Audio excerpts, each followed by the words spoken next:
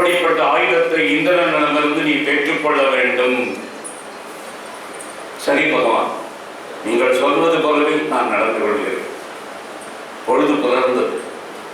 சூரியன் என்ன சொல்லிவிட்டு போனானோ கனவுல அது நடந்தது. இந்திரன் பிராமண வேடம் கொண்டு வந்தான். ஏற்கனவே அவன் இந்திரன் தான் வரப்போகிறான் என்பது இவனுக்கு தெரிந்து போய்விட்டது. அதனால வருகிற போது அந்த பிராமண வேடம் கொண்டு வருகிறவன் பிராமணன் சொல்லி கூப்பிடல, தேவேந்திரனே தாங்கள் யார் என்பதை நான் அறிவேன். உன்னிடம் இருந்து ஒரு வரம் பெற விரும்புகிறேன். நான் கேட்பதை கொடுத்துவிட்டு நீ கேட்க விரும்பி வந்திருக்கிறீரே அந்த கவச குண்டலங்கள், அதை என்னிடமிருந்து நீங்கள் பெற்று செல்லலாம். உன்னை இந்திரன் சொன்னா, ஓஹோ சூரியன் ஏற்கனவே உன்னை எச்சரித்து விட்டானோ? சூரியன் தான் உன்னிடத்தில் வந்து இந்த எச்சரிக்கையை செய்திருக்க வேண்டும். அவனுக்குத்தான் உன் மீது அக்கறை உண்டு. நீ ஒன்று செய், என்னிடமிருந்து கேட்கக்கூடியது என்ன தெரியுமா? வஜ்ராயுதம் நீங்களாக எதை வேண்டுமானாலும் தருகிறேன். நான் நிச்சயமாக வஜ்ராயுதத்தை கேட்பதாக இல்லை. தேவதேவா, கவச்சத்தையும் குண்டலங்களையும் முதலில் பெற்றுக் கொள்ளுங்கள், சக்தி ஆயுதத்தை எனக்கு கொடுங்கள் அப்படின்னா உடனே கவச்சத்தையும் குண்டலத்தையும் தன்னுடைய அந்த ஆயுதத்தை அப்படியே கத்தியால கீறி அவனிடத்துல கொடுத்துட்டான். இந்த ஆயுதத்தை நான் தரேன், ஆனா ஒரே ஒரு கண்டிஷன். அது என்ன தெரியுமா? ஒரு முறை நீ இதை பயன்படுத்த முடியும், அதுக்கு மேல கிடையாது. நீ யார் மீது, எந்த பலவான் மீது பிரயோகிக்க வேண்டும் என்பதை நீயே முடிவு செய்து கொள். ஆனால் நீ அந்த சக்தி ஆயுதத்தை ஒரு முறை மட்டுமே பிரயோகிக்க முடியும்.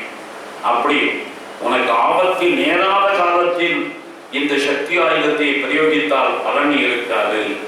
கவனக்குறைவாக இதை பிரயோகித்தாலும் கூட உன் உயிருக்கே கூட ஆபத்து நேரிடலாம். இவ்வளவு நிபந்தனைகளும் உனக்கு புரிந்து நீ எடுத்துக்கொள்ளலாம். சரி என்று கவச்ச குண்டலங்களை கட்டி கொடுத்து விட்டு அதை வாங்கி கொண்டு விட்டான். இப்ப இவர்களுடைய வனவாசத்தினுடைய 12வது ஆண்டு. அப்படி நடக்கிற போது ஒரு விஷயம் நடந்தது. துவைத்த வனம் அப்படிங்கிற இடத்துல தான் இவர்கள் இருந்தார்கள். அப்ப இவர்கள் தங்கி இருக்கக்கூடிய அந்த பர்ணசாலைக்கு பக்கத்திலேயே ஒரு அந்தணர் ஒருவர் அங்கு யாக யஜ்ஞாதிகள் செய்து கொண்டு வாழ்ந்து கொண்டிருந்தார். இந்த யாக யஜ்ஞாதிகள் செய்வதற்கெல்லாம் நெருப்பு, அதை அந்த காலத்துல தோற்றுவிப்பதற்காக அரணிக்கட்டை என்பதாக ஒன்று பயன்படுத்தப்படும். 2 மரத்துண்டுகளை ஒன்றோடு ஒன்று உராய செய்து அதன் மூலமாக வெளிப்படுவது நெருப்பு. அதில் தான் பற்ற வைப்பார்கள் அந்த அக்னி என்பது. அதனால அப்படி பற்ற பிடிக்கக்கூடிய அதை அந்த அரணிக்கட்டை, அது இல்லைனாக்க யாக யஜ்ஞாதிகள் அன்றாடம் செய்ய முடியாது. அவனுடைய நித்திய கர்மானுஷ்டானமே இல்லாமல் போய்விடும். அப்படிப்பட்ட ஒரு நிலையில இவர் அந்த அரணிக்கட்டியை எடுத்துக்கொண்டு தன்னுடைய பர்ணசாலைக்கு பக்கத்துல ஒரு இடத்துல இருக்கிற பொழுது இவனுடைய பக்கத்தில் ஓடி வந்தக்கூடிய மான் ஒன்று தன்னுடைய கொம்புல, இவன் கையில இருக்கக்கூடிய இந்த பிக் பாக்கெட் அடிச்சுன்னு போறான் பாருங்க. சில நேரத்தில் பஸ்ல வேகமா அந்த மோட்டர் பைக் தபால் தோல்ல இருக்கிற பைய பிடிங்கின்னு போறான். அந்த மண் பிடிங்கின்னு போயிட்டு இந்த மான் இப்படியே வேகமா இந்த கொம்புல சிக்கிடுச்சு. இவன் மான துரத்தக்கூடிய ஐயோ யாரும் ஹெல்ப் பண்ண மாட்டீங்களா, நான் இந்த இடத்துல இப்பொழுது அனாதியாக இருக்கிறேன், என்னுடைய அரணைக்கட்டைகளை மான் கொண்டு சென்று விட்டது அப்படின்னு இந்த பிராமணன் கத்தினான். பக்கத்தில் இருக்கக்கூடிய பர்ணசாலையில் யுதிஷ்டிரரும் பாண்டவர்களும் இருந்தார்கள். அவர்கள் கேட்டார்கள், சத்திரியனுடைய தர்மம் ஒரு பிராமணனுக்கு உதவுவது, அதனால இவனுக்கு அரணைக்கட்டைய நம்ம வேற ஒரு இடத்துல மேனுஃபேக்சர் பண்ணி உடனே சப்ளை பண்ண முடியுங்களா? அதனால உடனடியாக அதே அரணைக்கட்டையை அந்த மானிடமிருந்து மீட்பதற்காக நாம் போகலாம் அப்படி என்று துரத்தினார்கள். துரத்துகிற பொழுது அந்த மானை துரத்துகிற உடம்புல பதில் இல்லாம போயிடுச்சு. மான் எவ்வளவு வேகமா ஓடித்தோ அவ்வளவு வேகமாக இவர்களால் ஓட முடியல. அதனால என்ன செய்வது? பெரிய நிலைமை. இப்போ ஒரு இடத்துல இவர்களால் இனிமேல் ஓட முடியாது அப்படிங்கிற நிலைமை வந்தோடனே அப்படியே களைத்து போய் நின்று விட்டார்கள். மான் மறைந்து விட்டது. மான் எந்த திசையில் ஓடியது என்பதே தெரியவில்லை, துரத்தவும் இயலவில்லை. வெகு தூரத்தில் கப்பால் மான் போய்விட்டது. அதனால இப்ப ரொம்ப தாகமா இருந்தது. யுதிஷ்டிரர் சொன்னார், நம்ம கடைச்சு போயிட்டோம். என்ன ஒரு துர்பாக்கியம் பாருங்க, ஒரு கேவலம், ஒரு மான துரத்த முடியல நம்மளால. காலத்தினுடைய கோலம் பார்த்தீர்களா? வலிமை என்பது ஒரு சில காலத்தில் தான் உதவி செய்கிறது. ஒரு சில காலத்தில் வலிமை உள்ளவர்களுக்கு கூட அந்த வலிமை எந்த விதத்திலும் பயன்படாமல் போய்விடுகிறது. அதனால இப்ப நம்ம நிலைமை அவ்வளவு மோசமாக அதிகமாக இருக்கிறது. நாம் யாருக்கு என்ன தப்பு பண்ணினோம்? ஏன் இப்படிப்பட்ட ஒரு நிலைமை வர வேண்டும்? இவர்கள் வருத்தப்பட்டு கொண்டிருக்கிற போது யுதிஷ்டிரர் சொன்னார், நமக்கு ரொம்ப தாகமாக இருக்கிறது, நகுலா நீ வேண்டாம் இந்த மரத்து மேலே ஏறி எங்கேயாவது நீர்நிலை தென்படுகிறதா என்று பார். அப்படி அருகில் ஏதாவது நீர்நிலை இருக்குமானால் அதிலிருந்து நீர் தண்ணீர் அருந்தி விட்டு எனக்குங்களுக்கும் தண்ணீர் கொண்டு வா அப்படின்னு. இந்த அம்புரா துணின்னு ஒன்று உண்டு, இந்த பின்னாடி இந்த அம்புகள் போட்டு வைப்பதற்காக இருக்கக்கூடிய அது ஒரு நீண்ட குடவை மாதிரி இருக்கும். அதனால அதுல தண்ணீர் நிரப்பி கொண்டு வந்தா இவர்கள் எல்லோருமே பருக முடியும். அதனால அது இருக்கிற காரணத்தினால இவன் போயிட்டான், நகுலன் போனான். இவனுக்கு கொஞ்சம் தூரத்துல நீர் இருப்பதற்கான அடையாளங்கள் தென்பட்டன. அதனால அந்த இடத்துல போய் நம்ம நீர் கொண்டு வந்து விடலாம் என்று இவர்களிடத்துல சொல்லிவிட்டு இவன் போயிட்டான். போனவன் திரும்பி வரவே இல்லை. ஏன்? அந்த இடத்துல என்ன நடந்தது என்று தெரியாமலேயே இப்பொழுது யுதிஷ்டிரருடைய தாகமும் அதிகரித்து விட்டது. நகுலன் போய் நேரம் வந்திருக்கணும், அவன் ஏதோ இங்கதான் இருக்குன்னா தண்ணி இங்கதான் இருக்கு, ஒரு தடாகம் இருக்கிறது நான் பார்த்தேன் என்று சொன்னான். ஆனாலும் திரும்பி வரலையே. சகதேவா நீ வேண்டுமானால் போய் பார்த்து விட்டு வா அப்படின்னா சகதேவன் போனான். அவனும் திரும்பி வரல. ஐயோ இது என்ன நிலைமை? ஏன் இப்படிப்பட்ட ஒரு நிலைமை வர வேண்டும்? அர்ஜுனா எனக்கு என்னமோ சந்தேகமாக இருக்கிறது. நகுலன் சகதேவன் 2 பேரும் போனவர்கள் திரும்பவில்லை என்று சொன்னால் யாராவது ராட்சசர்கள் அவர்களை கொண்டு விட்டார்களா? வேறு ஏதாவது ஒரு தீய செயல் நடைபெற்று விட்டதா? நீ போய் பார்த்து விட்டு வா. உடனே அர்ஜுனன் போனான். அவனும் திரும்பல. உடனே பீமன் அனுப்பிச்சார். அவனும் திரும்பல. யுதிஷ்டிரரே இப்பொழுது வந்தார். ரொம்ப தூரம் நடந்து வந்ததற்கு அப்புறம் ஒரு மிகப்பெரிய தடாகம். அந்த தடாகத்தினுடைய கரையில இவர்கள் சவங்களாக கிடந்தார்கள். தன்னுடைய 4 சகோதரர்களும் அங்கு பிணமாக கிடப்பதை பார்த்தார். உடனடியாகவே முதல்ல தாகத்தை தணிச்சுக்கணும், அதனால இறங்கி தண்ணீர் அருந்துவதற்காக போனான். அப்ப ஒரு அசரீரி ஒன்று கேட்டது. நீ புரிஞ்சுக்க ஒரு விஷயத்த, உன்னுடைய சகோதரர்கள் செய்த அதே தவறை நீயும் செய்யாதே. அவர்களை நான் எச்சரித்தேன். இந்த தடாகம் எனக்குரியது. தாங்கள் யார் என்று அறிந்து கொள்ளலாமா? நான் யார் என்று அறிந்து கொள்வது அவ்வளவு முக்கியமல்ல. இந்த தடாகத்திற்கு சொந்தக்காரன். ஆகவே என்னுடைய அனுமதியின்றி இந்த தடாகத்தில் யாரும் நீர் அருந்த முடியாது, நீரை எடுத்துச் செல்ல முடியாது. அதனால உன்னுடைய சகோதரர்கள் வந்த பொழுது நான் இந்த விஷயத்தை அவர்களிடத்தில் கூறி எச்சரித்தேன். என்னுடைய அனுமதி பெற வேண்டுமானால் நான் கேட்கிற கேள்விகளுக்கு பதில் சொல்லிவிட்டு அதன் பின்னால் எடுத்துச் செல்ல வேண்டும் என்றும் சொன்னேன். ஆனால் அவர்கள் பொருட்படுத்தவே இல்லை. என்னுடைய அந்த அறிவுறுத்தலை மீறி இறங்கி தண்ணீர் அருந்த முயற்சித்தார்கள், இறந்து விழுந்தார்கள்.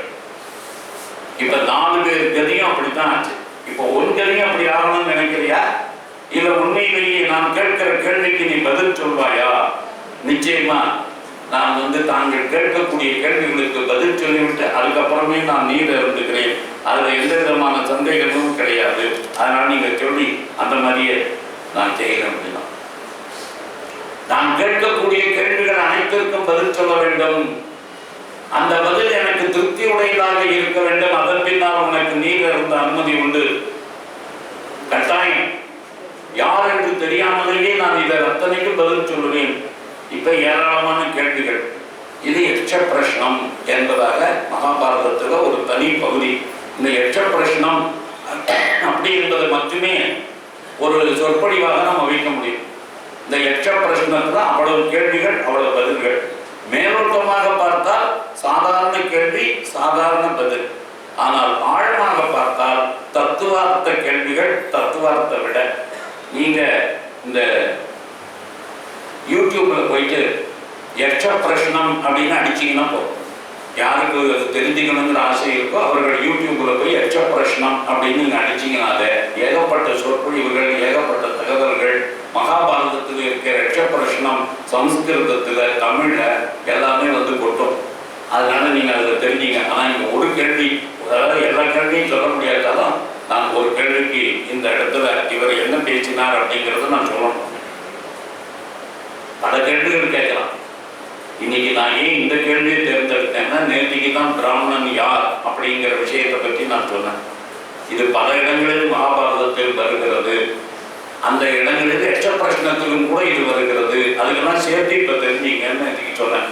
இப்ப அவர் கேட்கிற கேள்வி, பிறப்பு, வேதம் ஓதுதல், தர்மசாஸ்திரங்களை பற்றிய அறிவு, ஒழுக்கம், இவற்றில் எதன் மூலம் பிராமணத்துவம் உண்டாகிறது? இதான் கேள்வி. இது எல்லாமே பிராமணனுக்கு அளவுகோல்கள். நல்லா கவனிச்சிங்க. இந்த எந்த அளவுகோலையும் இன்றைக்கு எவனும் பிராமணன் கிடையாது. நல்லா கவனித்து கொள்ளணும். நம்மிடத்தில் யாராவது பிராமணர்கள் இருக்கிறார்களா? நிச்சயமாக இல்லை, நிச்சயமாக இல்லை, சத்தியமாக இல்லை. பிறப்பினால் பிராமணன் இருக்கான், வேதத்தினால் பிராமணன் இருக்கிறான், வேத அத்தியனம் பண்ணின பிராமணன் இருக்கிறான். இவர் சொன்னாரு சாஸ்திர அறிவு, அதை பற்றி இருக்கக்கூடிய பிராமணர்கள் இருக்கிறார்கள். சாஸ்திர அறிவு இருக்கிறவர்கிட்ட ஒழுக்கம் இல்லை, ஒழுக்கம் இருக்கிறவர்களிடத்தில் சாஸ்திர அறிவு இல்லை.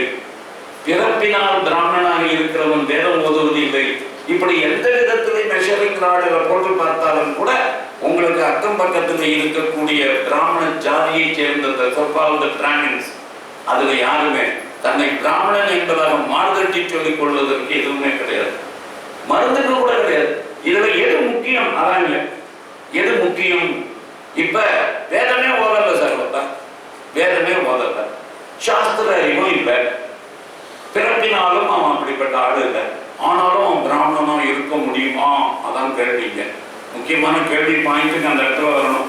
உடனே இவர் சொன்னார், பிராமணத்துவம் உண்டாவதற்கு காரணம் பிறப்போ தர்மசாஸ்திரமோ வேதம் ஓதுதலோ அல்ல, ஒழுக்கம்தான் பிராமணத்துவத்திற்கு அடையாளம். ஒழுக்கத்தோடு எவன் வாழ்கிறானோ அவனே பிராமணன். இல்லை என்றால் பிராமணனாக பிறந்திருந்தும் கூட பாழானவன். அதனால நீங்க அதனால்தான் நல்லா சொல்லியிருக்கு, எது ஜென்மனா ஜாயதே சூத்திரகா, பிறக்கிற போது ஒவ்வொருத்தரும் சூத்திரனாகத்தான் பிறக்கிறான். அப்படின்னா என்னத்தான்? விலங்கு நிலையில். அதாவது நான் நீங்க சொன்னேன், ஜந்தூனாம் நரஜன்ம துர்லபகா, ஜந்தூனாம் நரஜன்ம துர்லபகா. ஜந்துக்களாக நாம பிறக்கிறோம். அப்ப இல்லாத சிறப்பு இந்த மனித சரீரம் எடுக்கிற போது என்ன அப்படின்னா நரஜன்மா. இதுக்கு பேரு நரன்னு அர்த்தம். இந்த பாடிக்கு மனுஷன்னு பேரு இல்லை. இப்ப நீங்களும் நானும் மனுஷனா? நான் மனுஷனா? இல்லையே, நரன். ஏன்? மற்ற சரீரங்களுக்கு இருந்து நான் வேறு விதமாக இருக்கிறேன். அதனால ஜந்துமா நரஜன்ம துர்லபம், இதுவே துர்லபம். அதுக்கப்புறம் தான் மனுஷத்துவம், முமுட்சுத்துவம், மகாபுருஷ சம்ஸ்ரயம். இது ரெண்டு. இதெல்லாம் எப்படி சார்? இதெல்லாம் ரொம்ப கஷ்டம்பா, துர்லபம். துர்லபம் திரையமே வைத்தது அப்படின்னு சங்கரர். துர்லபம் திரையமே வைத்தது. அது என்னத்தினால வரும்? தெய்வ அனுகிரகத்தால் மட்டுமே இது பாசிபிள். தெய்வ அனுகிரகம்னா பூர்வ ஜென்ம வினை பயன். இந்த தெய்வம் இங்க உட்கார்ந்து இருக்காரு கிருஷ்ணன், அவருடைய அனுகிரகத்தினால இல்ல, அல்லது நாம போய் அருணாச்சலேஸ்வரருடைய அனுகிரகத்தினால இல்ல, என்னுடைய பூர்வ ஜென்ம கர்ம பலனால காரணமாகத்தான் இது பாசிபிள். அதனால அது இல்லைனாக்க நம்ம என்னதான் கோயிலுக்கு போனாலும் இதெல்லாம் ஒரு மாடிஃபிகேஷனுக்கு தான் ஹெல்ப் பண்ணும். நம்ம ரிஃபார்ம் பண்றது நல்லா கவனிச்சிங்க. எவ்வளவு சத்சங்கத்துக்கு போனாலும் எவன் திருந்தோம் தெரியுமா? எவன் திருந்தோம் தெரியும்? பூர்வ ஜென்ம வினைப்பயனாக எவன் நல்லவனாக இருக்க வேண்டும் என்று இருக்கிறதோ அவன் தான் சத்சங்கத்துல போய் சேர்ந்ததுக்கு அப்புறம் அந்த சத்சங்கம் எந்த நோக்கத்துக்கும் நடத்தப்படுகிறதோ அது அவனுக்கு சாத்தியமாகும். அப்படி இல்லைன்னாக்க இவன் அங்க போனாலும் கூட திருந்தாத ஜென்மம் சொல்லுவான் பாருங்க சில பேர். அந்த மாதிரி ஒரு திருந்தாத ஜென்மமாகத்தான் இருக்கும். அதனால இந்த இடத்துல ஒழுக்கம் தான் முக்கியம் பிராமணனுக்கு. இந்த இடத்துல நான் இன்னைக்கு ராமகிருஷ்ணருடைய ஜெயந்தி கொண்டாடப்பட்டது. அதனால நான் என்ன சொல்லியிருந்தேன், அவர்கள் இடத்துல ஏதாவது ஒரு இடத்துலயாவது நான் ராமகிருஷ்ணரை தொட்டு காட்டுவேன் அப்படின்னு நான் சொல்லியிருக்கேன். அதனால இப்ப ராமகிருஷ்ணரை இந்த இடத்துல நான் தொட்டு காட்ட முடியும். ஏன்னு சொன்னால் இந்த இடத்துல ஒழுக்கம் உடைமை குடிமை இழுக்கம் இழிந்த பிறப்பாய் விடும். எவனுக்கு உண்மையிலேயே ஒழுக்கம் இல்லாமல் போய்விடுகிறதோ அவனுக்கு மற்றது எல்லாமே அழிந்து போய்விடும். பிராமணத்துவத்தை பற்றியே பேசுகிறார் வள்ளுவர் திருக்குறள். மடப்பினும் ஓத்து கொடலாகும் பார்ப்பான் பிறப்பொழுக்கம் குன்ற கெடும். வேதம் என்பதற்கு பெயர் தமிழில் ஓத்து. திருவத்தூர்னு ஒரு ஊர் இருக்கு இங்கே பக்கத்துல, வேலூர் ஜில்லான்னு நினைக்கிறேன். ஒருத்தர் ஏதோ ஒரு இடம் திருவத்தூர் இங்கேதான் இருக்கீங்க. அந்த திருவத்தூர்ல வேதமே இறைவனை வழிபட்ட ஸ்தலம். அதனால அந்த ஊருக்கு பேரு திருவத்தூர் அப்படின்னு பேரு. அதுக்கு பேரு வேதங்களுக்கு பேரு அது. இப்ப இந்த இடத்துல என்ன சொல்ற, மரப்பினும் வேதங்களை அத்தியனம் பண்ண தவறிவிட்டாலும் கூட, சிறு வயதில் அத்தியனம் பண்ணின வேதத்தை ஒருவன் மறந்து விட்டாலும் கூட, அப்படிப்பட்டவனுக்கு எந்த வயசிலும் கூட வேதத்தை திரும்ப கற்றுக்கொள்ள முடியும். நான் சின்ன வயசுல வேத அத்தியனம் பண்ற குடும்பத்துல பிறந்தேன் சார். நான் ஏதோ இங்கிலீஷ் படித்தேன், அதுக்கப்புறம் ஏதோ ஒரு வேலைக்கு போயிட்டேன், நான் ஒண்ணுமே இல்லை. இப்ப ரிட்டையர் ஆயிட்டேன். ஆஃப்டர் ரிட்டையர்மெண்ட் ருத்ராட்சமா கத்துக்கிறவன் நிறைய பேர் இருக்கான். ஆஃப்டர் ரிட்டையர்மெண்ட் ஏதாவது ஒரு உபனிஷத்தாவது கத்துக்கணுங்கிறவங்க எத்தனையோ பேர் இருக்காங்க. அப்படின்னா என்ன அர்த்தம்? மரப்பினம் விடுபட்டு போனாலும் கூட ஓத்து வேதங்கள் எந்த நேரத்தில் வேணாலும் கொள்ளலாம், அதுல ஒன்றும் சந்தேகமே இல்லை. ஆனால் பிறப்பு அந்த பிராமண ஜன்மா ஒழுக்கம் போன்ற கெடும். அதை நான் நேற்றுக்கு தான் சார் தப்பு பண்ணிட்டேன், நான் இன்னைக்கு சரியா பண்ணிடுறேன். அதான் கவனிச்சிங்க. இன்னொரு ஆங்கிலத்தில் ஒரு விஷயம் இருக்கு, every saint has got a past and every sinner has got a future. அதுவும் உண்மை, அதுவும் பரம சத்தியம். அதனால கண்டமுடு ஒன்ஸ் ஃபார் ஆல் அப்படி ஆயிட்டோம்னு நினைச்சிடறான் யாரும். நம்ம முடிஞ்சு போச்சு நம்ம வாழ்க்கை, அவ்வளவுதான். ஒரு தடவை தப்பு பண்ணிட்டு அவன் திரும்பவும் மறவே முடியாதுன்னு போட்டிருக்கேன் சார். ஒழுக்கம் பிறப்பு ஒழுக்கம் போன்ற கெடுன்னு. இது பிராமணனுக்கு அவனுடைய குலம், அந்த இதை திரும்ப அவன் பெற முடியாது. நேற்றுக்கு தான் கெட்டவனா இருந்தா இன்னைக்கு நல்லவனாயிட்டா, அதனால திரும்பவும் பிராமணன் ஆக முடியாதுங்கிற கேள்விக்கு தான் இருப்பது. ஆனால் உண்மையிலேயே every saint has got a past and every sinner has got a future என்ற ஆங்கில ஒரு சொற்றொடர் இருக்க, அது ரொம்ப புண்ணியம். இன்றைய பாவி நாளைய புனிதனாக ஆகலாம். இன்றைக்கு புனிதராக இருக்கக்கூடிய எல்லோருக்குமே கடந்த காலம் என்பதாக ஒன்று இருக்கும். அதனால அதை வச்சு இதை பார்க்கக்கூடாது. அதனாலதான் ரிஷி கோத்திரம்லாம் பார்க்கக்கூடாதுன்னு சொல்லியிருக்கு. ரிஷிகளுக்கும் நதிகளுக்கும் ஏன் மூலம் பார்க்கக்கூடாதுனாக்க, நதி மூலம் ரிஷி மூலம் பார்க்காது. அது என்ன காரணம்? அதுவாட நமக்கு ரொம்ப முக்கியம். இப்ப முக்கியமானது என்ன? What is his contribution today? இன்னைக்கு அவர் என்ன பண்றார், இன்னைக்கு அவர் என்ன செய்து கொண்டு இருக்கிறார், ஒட்டுமொத்தமாக அதுல நன்மை இருக்கா கருதல் இருக்கா, இதை மட்டும் பாரு. இந்த ரிஷி மூலம் நதி மூலம் பார்க்காது அப்படின்னு. அதனால இந்த இடத்துல ராமகிருஷ்ணருடைய லைஃப்ல ரெண்டு விஷயம். ராமகிருஷ்ணர் பிறப்பினால பிராமணத்துவத்தை என்றைக்குமே ஒப்புக்கொண்டது இல்லை. அவரை பொறுத்தவரை ஏன்னா இப்ப ராமகிருஷ்ணரையே கோட் பண்றேன்னா, இப்ப ராமகிருஷ்ணருக்கு புக்கிஷ் நாலேஜ் கிடையாது. இப்ப நம்மள மாதிரி யாராவது இந்துக்களில் கூட யாராவது வித்வான்கள் இருக்கலாம். அவள்லாம் என்ன பண்ணுவா, இது இந்த சாஸ்திரத்துல இப்படி இருக்கு, இது இந்த ஸ்மிருதியில் இப்படி சொல்லி இருக்கு, இது இங்க இருக்கு அப்படின்லாம் சொல்லி அவர்கள் படித்த அறிவை கொண்டு நமக்கு விளக்கங்கள் கூறுவார்கள். அப்படிப்பட்டவர்கள் ஏராளமான பேர்கள் இருக்கலாம். ஆனா இதுல என்னன்னு கேட்டா, ராமகிருஷ்ணருடைய சிறப்பு பராவித்யா அபராவித்யான்னு ரெண்டு. அபராவித்யா என்பது வேர்ல்ட்லி நாலேஜ் அப்படின்னு அர்த்தம். வேர்ல்ட்லி நாலேஜ்னா என்ன அர்த்தம்? Science, social studies, mathematics, English, Tamil, grammar எல்லாம் இதுல வருது, எல்லாமே இதுல வருது. அது மட்டும்தான் வருதா? இல்லை, புராணங்கள், இதிகாசங்கள், எல்லாமே தர்மசாஸ்திரங்கள், இது எல்லாமே புக்கிஷ் நாலேஜ். இதெல்லாமே எழுத வருகிறது அபராவித்யா. இதெல்லாம் எவனா படிச்சுட்டு எவனா மேடையில பேசலாம், எவனாலும் பேசலாம், அது ஒன்றும் சந்தேகமே கிடையாது. அதுக்கெல்லாம் ஒன்றும் பெரிய விஷயமே தேவையில்லை. ஆனால் இவர்களெல்லாம் உணர்ந்தவர்களா இல்லை. இது யாருக்கு? பராவித்யா. எவனுக்கு அந்த செல்ஃப் ரியலைசேஷன், காட் ரியலைசேஷன், கடவுளை உணர்கிறானோ அவனுக்கு இதுக்கு என்ன வித்தியாசம்? கடவுளை உணர்வதற்கு பேர் பராவித்யா, பாக்கியெல்லாம் புக்கிஷ் நாலேஜுக்கு பேர் அபராவித்யா. பெரும்பாலான நாம தான் அபராவித்யாக்காரர்கள். பராவித்யா என்பது ஞானிகள், மகான்கள். இங்கே ரமணர் இருந்தார், அங்கே சேஷாத்ரி சுவாமிகள் இருந்தார். அவர்கள் இன்னும் அதீத நிலைக்கு போனவர்கள். நீங்க அந்த நிலையை கூட விடுங்க. சாதாரண ஞானி, சாதாரண மகானுக்கு கூட அந்த பராவித்யாவில் யார் நிலையில் இருக்கிறார்களோ அவர்களுக்கு இந்த அபராவித்யா என்பது தானாகவே வசமாகிறது. அதுதான் முக்கியம். அதாவது என்னன்னு கேட்டா, நான் என்ன சொல்லுவேன், தைத்திரிய உபனிஷத்தை கோட் பண்ணி பேசுவேன், மாண்டூக்கிய உபனிஷத்தை கோட் பண்ணி பேசுவேன். மாண்டூக்கிய உபனிஷத்துல இப்படி சொல்லி இருக்கு, தைத்திரிய உபனிஷத்துல இப்படி சொல்லி இருக்கு, இது இப்படி சொல்லப்பட்டிருக்கு, அந்த தர்மசாஸ்திரத்துல இப்படி சொல்லி இருக்குன்னு நான் சொல்லுவேன். ஏன்னா நான் இந்த நாலேஜ்ல இருக்கிறோம். ஆனா இப்ப ராமகிருஷ்ணருக்கு எப்படி நிலைன்னா, அவர் பராவித்யாவில் இருந்தார். அபராவித்யாவை பொறுத்த வரைக்கும் அவர் ஸ்கூலுக்கு போய் அவர் எழுதி கைட்டு போடுறதுக்கே கத்துக்கவே இல்லை, முடிஞ்சு போச்சு. தன் பேரை தானே எழுத முடியாது, வங்காள மொழியில எழுதாதவர் சமஸ்கிருதம் படிச்சாரா? யாராவது அவருக்கு உட்காந்து கீதை சொல்லி கொடுத்தாங்களா?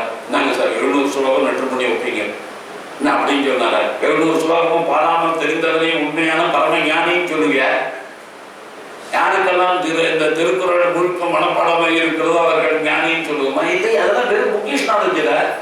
திருக்குறள்ல ஒரு பாட்டு கூட எனக்கு தெரியாட்டாலும், பகவத்கீதையில ஒரு ஸ்லோகம் கூட எனக்கு தெரியாவிட்டாலும், நானே பகவத்கீதை, நானே அந்த ஸ்லோகம், அல்லது நாம் சொல்வதே ஸ்லோகம், நாம் சொல்வதெல்லாம் உபனிஷதம், அப்படி ஒரு நிலை வரும்.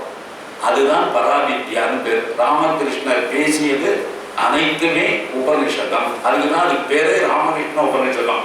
யாரோரோ மகிழ்ச்சிகள் சொன்னார்கள். இதுல என்னென்ன சிறப்பு அப்படின்னா, அவர்கள் பேசியது புக்கிஷ் நாலேஜ் இல்லை. இப்ப ராமகிருஷ்ணர் எந்த கான்டெக்ட்ல எதை சொல்லி இருந்தாலும் செய்திருந்தாலும் அது அவருடைய சொந்த விஷயம். ஆனால் நீங்க ஏதாவது ஒரு புத்தகத்தை எடுத்து ரெஃபர் பண்ணு, ஏதாவது ஒரு புத்தகத்தை எடுத்து ரெஃபர் பண்ணு, பகவத்கீதை எடுத்து ரெஃபர் பண்ணு, உபனிஷத்தை எடுத்து ரெஃபர் பண்ணு, அந்த இடத்துல என்ன வரும் தெரியுமா? ராமகிருஷ்ணர் என்ன சொன்னாலும் அதனால் சொல்லப்பட்டிருக்கும். அங்க சொல்லப்பட்டதை ராமகிருஷ்ணன் சொல்லவில்லை, ஆனால் ராமகிருஷ்ணன் சொல்லுகிற அனைத்தும் அங்கே இருக்கிறது. அதுதான் பராவித்யா அபராவித்யான்னு. அதனால அந்த நிலையில இருக்கக்கூடியவர்கள் என்ன வாழ்க்கையில் பின்பற்றினார்கள்னா பிராமணத்துவத்தை பற்றி. இப்ப ராமகிருஷ்ணனுடைய லைஃப்ல 2-3 சம்பவம், 2 சம்பவம் சொல்ல முடியும் நான் நினைக்கிறேன். அதாவது ராமகிருஷ்ணருக்கு உபநயனம், சின்ன வயசுல கதாதரன், இந்த கதாதரனுக்கு உபநயனம். இப்போ உபநயனத்தின் போது பிக்ஷா அப்படின்னு ஒண்ணு, இந்த உபநயன இந்த சடங்குல இந்த சம்ஸ்காரத்துல ஒரு சின்ன சடங்கு என்னன்னா, இந்த உபநயனம் அணிவிக்கப்பட்டவுடன், காயத்ரி மந்திரம் உபதேசிக்கப்பட்டவுடன் அவன் பிரம்மச்சரியத்தை அனுஷ்டிப்பதற்கான முதல் சடங்காக பிக்ஷா அப்படின்னு வாங்கணும். இந்த பிக்ஷை யார் கொடுப்பான்னா முதல்ல அம்மா கொடுப்போம், அம்மா போடுவோம். அதுக்கப்புறமாக அந்த ஊர்ல அந்த குடும்பத்தில் இருக்கக்கூடிய பெரியவர்கள், பெண்கள், ஒன்லி பெண்கள், அவர்கள் பிச்சை போடணும். ஏன் பகவதி பிக்ஷாம் தேஹி அப்படின்னு அவன் ஆயுசு முழுக்க இந்த பிரம்மச்சரிய காலம் முழுக்க அவன் தான் பண்ணலாம். அதனால அது தொடக்கம். இன்றைக்கு கூட சிம்பாலிக்காக பிராமண குடும்பங்கள்ல உபநயனத்துல இது இருக்கு. அந்த பிச்சை யாருக்கு வாங்கிப்பாங்க? அந்த குடும்பத்தில் இருக்கிறவர்கள் தான். தானியம் வச்சு இவங்க வீட்டுக்கு ரொம்ப பக்கத்துல இருக்கிற, ஓரளவுல பொருளாதார ரீதியில் இவர்கள் குடும்பத்தை விட தாழ்ந்த நிலையில் இருப்பவள், பிறப்பினாலும் கூட பிராமணத்தை இல்லை. அப்படிப்பட்ட தானி ஒரு நாளைக்கு விளையாட்டா கதாதரனுக்கு என்ன சொல்லிவிட்டா, டேய் நாளைக்கு உனக்கு உபநயனம் ஆகும், அந்த மாதிரி உபநயனம் ஆச்சுனாக்கா அதுக்கு பிக்ஷைன்னு ஒன்று வாங்கி சொல்லுவா. அப்படி பிக்ஷை வாங்குற போது அந்த பிக்ஷை எங்கிட்ட வாங்கிக்கல, எனக்கு அந்த கௌரவத்தை கொடுப்பாயா அப்படின்னா. இந்த பிக்ஷை எடுக்கிறது, இந்த பிக்ஷா இன்னைக்கு கூட உபநயனத்தில் கலந்து கொள்ளக்கூடியது அந்த பிராமண உறவுகாரங்க, அந்த ரொம்ப பெரிய சுமங்கலிகள் அந்த குடும்பத்தில் இருக்கிறவா தான் இன்றைக்கும் கொடுக்கிறார்கள். வேற யாரும் மூணாம் மனுஷங்களாம் போட சொல்ல மாட்டாங்க. அது மாதிரி இருக்கிற போது இவர் சொன்னார், என்னம்மா இப்படி கேட்க, ஏன் தானியில அவ்வளவு ரொம்ப சின்ன குழந்தை, அதனால என்ன நிச்சயமா நான் செய்வேன் அப்படின்ட்டு. இப்ப இந்த உபநயனம் அதுக்கப்புறம் வருது, பல நாட்களுக்கு அப்புறம் உபநயனம் ஆகுது. அதுக்கப்புறம் இந்த உபநயனத்தின் இன்னைக்கு இவர் ஞாபகம் வந்துருச்சு, நம்ம சொல்லியிருக்கோம்ல இந்த அம்மாட்ட, அதனால செய்யணும்னு சொல்லிட்டு தானியம் அந்த ஃபங்க்ஷன்ல இருக்கா. அப்ப எல்லாரும் பிராமணாட்ட தான் வாங்குவா, இவன் குடும்பத்துல உறவுகாரங்கள்லாம் இருக்காங்க. இவர் உடனே தானியத்தை போயிட்டார், பிக்ஷா போடுமா அப்படின்னு. எல்லாருக்கும் ஷாக்கு. டேய் என்னடா அவள்கிட்ட போய் வாங்குற, நீ பிக்ஷா அவள்கிட்ட வாங்குவாட, நம்ம குடும்பத்துல இவ்வளவு பேர் இருக்க, இவள்கிட்ட தான் வாங்கணும். நீ நான் சொல்லியிருக்கேன், வாக்கு கொடுத்திருக்கேன் அவளுக்கு, இவளிடத்தில் நான் பிச்சை பெற்றுக் கொள்கிறேன் என்பதாக நான் வாக்கு கொடுத்திருக்கிறேன், அதனால இவளிடத்திலே பிச்சை பெறுவேன். இது எவ்வளவு பெரிய சமுதாய புரட்சி, இது எவ்வளவு பெரிய சமுதாய புரட்சி. இதெல்லாம் எழுதி வருவதல்ல, மேடையில் பேசி வருவதல்ல, மாறாக ஒரு மகான் தன்னுடைய வாழ்க்கையில் நடத்தி காட்டுவது. இதே தானி இந்த குழந்தைக்கு ரொம்ப அன்பா இருந்ததுனால எதிர்காலத்தில் இவர் ராமகிருஷ்ணர் என்பதாக சொல்லி தட்சிணேஸ்வரத்தில் இருக்கிற காலகட்டத்திலேயே வருவோம். வருகிற போது அவன் என்ன பண்ணி வச்சிருந்தான்னாக்க ஒரு இது உண்டாக்குறது அப்படின்னு முடிவு பண்ணியிருந்தான். அவன் குலத்தினால் பிராமணத்தி இல்லை. ஆனா இவருக்கு சந்தேஷ் அப்படின்னு ஒரு ஸ்வீட் ரொம்ப பிடிக்கும் ராமகிருஷ்ணருக்கு. ஏன்னா இந்த ராமகிருஷ்ணர் ஸ்வீட்டுக்கு மட்டும் ஒரு தனி ட்ராக் வச்சிருந்தார். எங்கேயாவது ஒரு இடத்துல வந்து சாப்பிட போறோம்னு வச்சுங்க, சாப்பாட்டுல ஏதாவது பரிமாறுவாங்க, சாப்பிடுவாங்க, சாப்பிட்டு முடிச்சோன்னா வயிறுக்குள்ள இருக்குது போரும் போருன்னு சொல்லுவாங்க, ஏதாவது பரிமாறினாங்க. இவர் என்ன பண்ணுவார், அந்த மாதிரி போருன்னு சொல்லிட்டு இருப்பார். ஆனா அதே சந்தேஷம் வந்ததுன்னு வச்சுங்க, அதை வாங்கிப்பார். பக்கத்துல கேட்டார், அதுதான் இப்பதான் கொஞ்ச நேரத்துக்கு முன்னாடி அது இப்படி நீங்க இது இப்படி நீங்க இதுக்கு மட்டும் இல்லை, அது ராஜபாதைங்க, இது காமன் ட்ராக்கு, அது ஃபுல்லா இருக்குது. இந்த ராஜ ட்ராக் இருக்கு பாருங்க, ராஜபாதை, அதுல வந்து ஸ்வீட் அந்த வழியா போகுது. அதனால அதுலயும் தான் அடைச்சல் ஏற்பட்ட டிராபிக் ஜாமெல்லாம் ஆகல. அதனால இதுல நிச்சயமானவே உண்டு அப்படின்னு அந்த சந்தேஷ ஸ்வீட் எடுத்துட்டு ஒரு வியாழக்கிழமை வந்து இவருக்கு கொடுக்கறதுன்னு வச்சுருந்தார். அப்படி வருகிற போது ஒரு நாளைக்கு என்ன பண்ணிக்கிட்டானாக்க, இப்ப வியாழக்கிழமைனா வருவான்னு தெரியும் அவருக்கு. இவ என்ன பண்ணிருந்தா, ஒரு நாளைக்கு இவ எல்லா பிராமணர்களும் உட்காந்து பேசிட்டு இருக்காங்க. எல்லாரும் பிராமணர்கள், ஊரழிந்த பிராமணர்கள். இவர் வந்து பிராமணராக இருந்து கொண்டு வேற யாருக்கையும் சாப்பிட மாட்டார் என்பது அவர்களுடைய அபிப்பிராயம். அதனால இவ என்ன பண்ணினா, வந்தவ பார்த்தா பிராமணர்கள் மத்தியில் உட்கார்ந்துருக்க, பிராமணர்களோட பேசிட்டு இருக்காரு. இப்ப போய் கொடுத்தாக்க அவங்களும் தப்பா நினைச்சுப்பாங்க, ராமகிருஷ்ணரும் வாங்கி போற மாட்டாரோ. அதனால நம்ம ஒதுங்கி எடுத்துட்டு எல்லாரும் போனப்புறம் கொடுத்தா அவர் நிச்சயம் சாப்பிடுவார், அவருக்கு பிடிச்ச ஸ்வீட்டு நான் கொடுத்துருக்கேன், அதனால நிச்சயம் சாப்பிடுவார். ஆனா இப்ப போக வேண்டாம்னு ஒதுங்கி நின்றுட்டா. கொஞ்ச நேரம் கழிச்சு ராமகிருஷ்ணர் பார்த்துட்டார். அந்த மூலையில இந்த அம்மா சோறுக்கு அண்ணன் நிற்கிறத, அம்மா நீங்க வாங்கல, வழக்கமா கொண்டுருவீங்களே ஸ்வீட், அதை கொண்டு வரலையான்னு தூக்கி வரை போட்டு, வழக்கமா கொண்டு வருவீங்களா இந்த ஸ்வீட்டை கொண்டு வரலாம். இது மூலமா என்ன சொல்ல தெரிஞ்சுனாக்கா, இன்னைக்கு மட்டும் வகையில நான் சாப்பிடலடா, நான் ரொம்ப நாளாவே அதை கையால சாப்பிட்டுட்டு இருக்கேங்கிறது நீங்களாம் புரிஞ்சுங்களான்னு அங்க இருக்கிற பிராமணர்களுக்கு சொல்றது போல. இப்ப இவர் சத்சங்கம் என்பதாக ராமகிருஷ்ணன் பல வீடுகளுக்கு போவார். ராமகிருஷ்ணனுடைய வாழ்க்கையினுடைய பெரும் அம்சங்கள் அல்லது அவருடைய போதனைகள், அவர் பேசுவது எல்லாமே எதுல இருக்கு அப்படின்னு பார்த்தாக்க, இன்ஃபார்மல் கான்வர்சேஷன்ஸ். அதுக்கு பேர் லெக்சர் கொடுத்தது கிடையாது. என்ன மேடை அறிய சொற்பொழிவா பண்ணார் விவேகானந்தர் மாதிரியே, அதெல்லாம் கிடையாது. அவருக்கு என்ன சிறப்பு அப்படின்னாக்க, இன்ஃபார்மல் கான்வர்சேஷன்ஸ். அதாவது இப்ப நம்ம உட்கார்ந்தே இருக்கோம், பேசுறோம், நீங்க ஒரு கேள்வி கேட்கறீங்க, நான் ஒரு பதில் சொல்றேன், அதாவது இன்னொருத்தர் கேள்வி கேட்கிறேன், இன்னொருத்தர் பதில் சொல்றாரு. இதுக்கு பேரு இன்ஃபார்மல் கான்வர்சேஷன். இது ராமகிருஷ்ணருக்கு கைவந்த கதை. அது மட்டும் இல்ல, இதனால நிறைய விஷயம் தெரிஞ்சுக்கலாம்னு என்ன பண்ணுவாங்க, ராமகிருஷ்ணர் எங்கேயாவது வரணும்னாக்க வாங்க கூப்பிட்டு அவங்க வீட்டுல ஒரு 10 பேரை கூப்பிடுவாங்க. இன்னைக்கு எங்க வீட்டுக்கு ராமகிருஷ்ணன் வரைன்னு இருக்க, நீங்க வாங்க, கட்டாயம் தான் கேட்கலாம் அப்படின்னு சொல்லிட்டு அப்படி பாதி பேச்சுக்கிட்டே இருக்கிற போது என்ன பண்ணுவாங்க, இவர் டிரான்ஸ்ல போயிடுவார். இப்ப என்ன வரவனுக்கெல்லாம் என்ன தர்ம சங்கடம் அப்படின்னா, இவர் டிரான்ஸ்ல போயிட்டு எப்ப திரும்ப வருவாருன்னு தெரியாது. பாதி பேசிக்கிட்டே இருப்பார், ஏதோ ஒரு விஷயத்தை பத்தி பேசிக்கிற போது அதிலேயே லயிச்சு போயிடுவார். அது உண்மையிலேயே ரொம்ப ஆன்மீகத்துல உயர்ந்த விஷயமாக இருந்தால் அப்படியே ரொம்ப நேரம் அவங்க வரத்துக்கு. சரி 10 நிமிஷம் ஆச்சு, 15 நிமிஷம் ஆச்சு, கிளம்பிடுவோமான்னு கிளம்ப மாட்டாங்க, எல்லாம் உட்கார்ந்து இருப்பாங்க. ரொம்ப பொறுமை இல்லாதவங்க தான் சில பேர் கிளம்பிப்போமா. இவர் வந்து அப்புறம் நார்மலுக்கு வந்து பேசுவார். அந்த மாதிரி ஒரு சத்தங்கம். அந்த அன்பர் இவர் வீட்டுக்கு கூப்பிட்டுருக்காரு, எல்லாரும் வந்திருக்காங்க, 30-40 பேர் அங்க இருக்காங்க. அப்படி இருக்கிற போது, அப்படி பேசுகிற போது இவருக்கு இடையில தாகம் ஏற்பட்டது. இந்த தாகம் ஏற்பட்டது எந்த வீட்டுல இந்த சத்தங்கம் நடந்துட்டு இருக்கோ அந்த வீட்டுல இருக்கக்கூடிய ஓனர், அந்த வீடு யாரும் சொந்தமோ அவர்கிட்ட போய் தயவு செய்து ஒரு டம்ளர் தண்ணி கொண்டு வாங்க. இப்ப அவர் போய் ஜலம் எடுத்துன்னு வரணும்.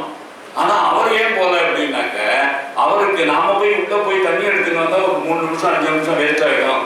அதுக்குள்ள ராமகிருஷ்ணன் என்ன கருத்துக்களை சொல்லுவாரோ அதையும் மிஸ் பண்ணணும், அதனால நம்ம இங்கே இருப்போம் அப்படின்னு அவன் தம்பி பக்கத்துல உட்காந்துருந்தான். நீ போய் வேண்டாம், நீ போய் எடுத்துக்கணும் அப்படின்னு. அவன் வீட்டுல இருக்கிற ஜலம், அவங்க வீட்டு பாத்திரம் அனுப்பிச்சது அவருடைய தம்பிய. அந்த தம்பி போய் உள்ள இருந்து ஜலம் எடுத்துக்கணும்னா நம்மள வச்சுட்டாங்க. இப்படி வச்ச உடனே இதை எடுத்து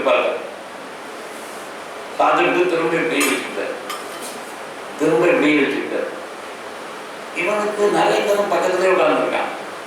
என்னடா இந்த நாடு தண்ணி இனியும் இப்படி பார்த்துட்டு குடிக்காம இருந்தாரு, தாகமா இருக்குனாரு, தண்ணினாரு ஏதாவது அழுக்கு இழுக்கு ஒட்டி இருக்கா அப்படின்னு நான் தண்ணி எடுத்து டெஸ்ட் பண்ணி பார்க்கலாம். டம்ளர் ஒரு அழுக்கு இல்லை, ஏன் இந்த மனுஷன் குடிக்காம விட்டான், இதுதான் விட்டார். அப்புறம் கொஞ்ச நேரம் இன்னும் தாகம் ஜாஸ்தியாக போச்சு. அதனால இந்த ஓனரை பார்த்து சொன்னார், உன் தம்பி இருக்காது, நீ போய் எடுத்துவாங்க.